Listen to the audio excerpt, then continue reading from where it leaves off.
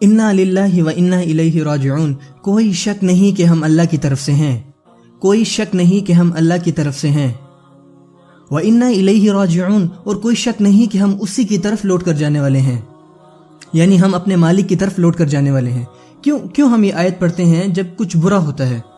ہمیں اس کی حکمت کے بارے میں سوچنا چاہیے، یعنی جب ہمیں کوئی مشکل پیش آتی ہے تو ہم کیوں کہتے ہیں انا للہ و انا الیہ راجعون؟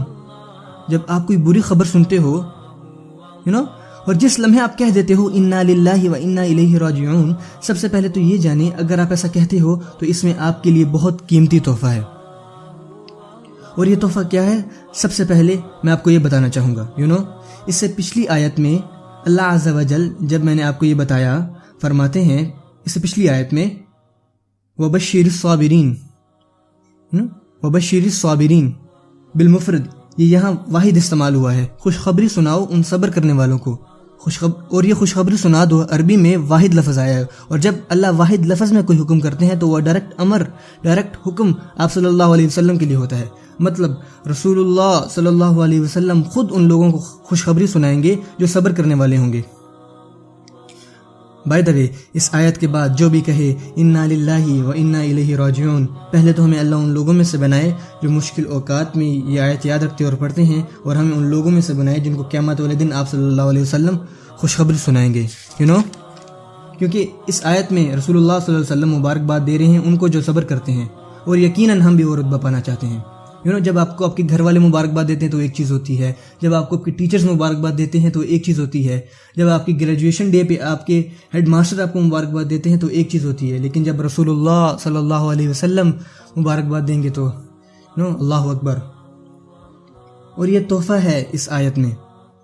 سو واپس چلتے ہیں انا للہ و انا الیہ راجعون پہ۔ میں آپ کو ایک مثال سے سمجھانے کی کوشش کرتا ہوں، ہو سکتا ہے کہ آپ کے مسائل بہت بڑے یا زیادہ ہوں میری لمیٹڈ امیجنیشن سے، آپ خود کے مسائل کے بارے میں سوچیں جب میں آپ کو یہ سمجھاؤں۔ میں گاڑی چلا رہا ہوں، نئی گاڑی خریدی اور مزے سے چلا رہا ہوں، اچانک گاڑی میں کوئی مسئلہ آ گیا، ابھی مجھے غصہ چڑھے گا، میں نے اچھے خاصے پیسے دیے تھے اس کے، یہ کیسے ہو سکتا ہے؟ میرا بہت سارا کام ابھی باقی ہے اور میں یہاں پھنسا ہوں، اور اوپر سے AC بھی کام نہیں کر رہے اور بہت دھوپ ہے، میرے دماغ میں یہی سب کچھ چل رہا ہے۔ سب سے پہلی چیز جو میرے ذہن میں آئے گی ایز اے بلیور، انا للہ و انا الیہ راجعون۔ کیونکہ میں اپنے آپ کو یاد دلا رہا ہوں میں پاگل ہو رہا ہوں اس گاڑی پر، کیونکہ یہ میری ملکیت ہے، یہ میں نے خریدی ہے، میں اس کا مالک ہوں، پر دراصل میں خود کو یاد دلا رہا ہوں میں کسی چیز کا مالک نہیں، میں خود کسی کی ملکیت ہوں، اللہ میرا مالک ہے۔ کوئی شک نہیں کہ ہم اللہ کی طرف سے ہیں، بھلا میں کسی چیز کی کیسے شکایت کر سکتا ہوں جب میں کسی چیز کا مالک ہی نہیں؟ آپ دیکھتے ہیں لوگ پاگل ہو جاتے ہیں جب وہ کسی چیز کے حقدار ہوتے ہیں، جب آپ کی باری ہوتی ہے، جب آپ مستحق ہوتے ہو، جب آپ کا فون، آپ کی گاڑی کام نہیں کر رہی، جب آپ کچھ ڈیزرو کرتے ہو، تب آپ کو کچھ نہ ملے تو آپ کو غصہ آتا ہے۔ لیکن اس آیت میں انا للہ آپ کو پتہ چلتا ہے آپ تو ڈیزرو ہی کچھ نہیں کرتے، I belong to Allah, Allah deserves, I don't۔ اس سے سارے ہی مسئلے حل ہو جاتے ہیں۔ ہر وہ چیز جو آپ کو اس دنیا میں ملی ہے وہ گفٹڈ ہے، اس میں کچھ آپ نے نہیں کمایا۔ جب آپ کو کوئی چیز نہیں ملتی تو آپ ریئلائز کرتے ہو چلو کوئی بات نہیں، ویسے بھی میری نہیں تھی۔ ہمیں اللہ نے ہاتھ دیے، اللہ نے ہمیں آنکھیں دی، اللہ نے ہمیں ناک دیا، اللہ نے ہمیں زبان دی، یہ تمام چیزیں اللہ کی ہیں، میری نہیں، اس زبان کا مالک میں نہیں، میں نے اس کے پیسے نہیں دیے، یہ سب کچھ اللہ کا ہے، انا للہ۔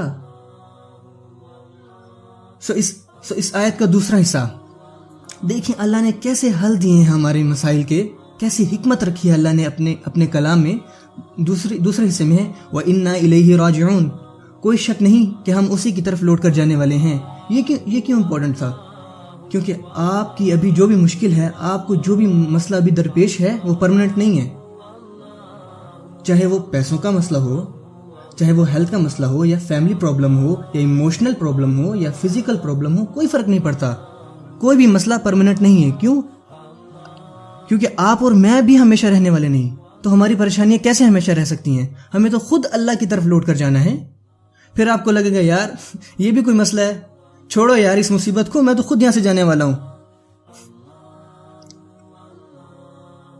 چیزوں کو ایک دوسرے کی اہمیت کی نظر سے دیکھیں، ایسا کرنے سے آپ انہی چیزوں پر غور کرو گے جو واقعی میٹر کرتی ہیں۔ اگر آپ ایسا نہیں کرتے تو پھر آپ غلط چیزوں پر فوکس کرتے ہو۔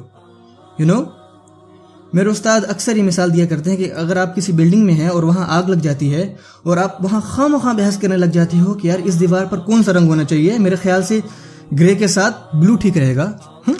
بھائی بلڈنگ میں آگ لگی ہے، پہلے آپ پانی ڈھونڈو ورنہ بھاگو جان بچا کر. اصل چیز میٹر کرتی ہیں جب آپ کو اصل مسئلہ سمجھ آ جاتا ہے، بڑا مسئلہ سمجھ آتا ہے. اور بڑا مسئلہ یہ ہے کہ ہم نے ابھی تک یہ نہیں جانا کہ ہم اللہ کی طرف سے ہیں. بعض اوقات آپ اور میں مشکل میں ہوتے ہیں اس لیے تاکہ اللہ ہمارے دلوں میں یہ بات ڈال دیں کہ آپ اور میں اللہ کی طرف سے ہیں. یا ہو سکتا ہے ہم پر یہ مشکل آ جائے تاکہ اللہ تعالی ہمیں یہ تحفہ دینا چاہتے ہوں.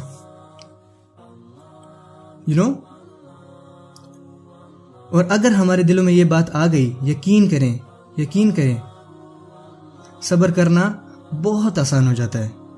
اور آپ اور میں صبر کرتے ہیں اللہم اجعلنا من الصابرین، تو پھر رسول اللہ صلی اللہ علیہ وسلم کی مبارکباد آپ کے لیے اور میرے لیے.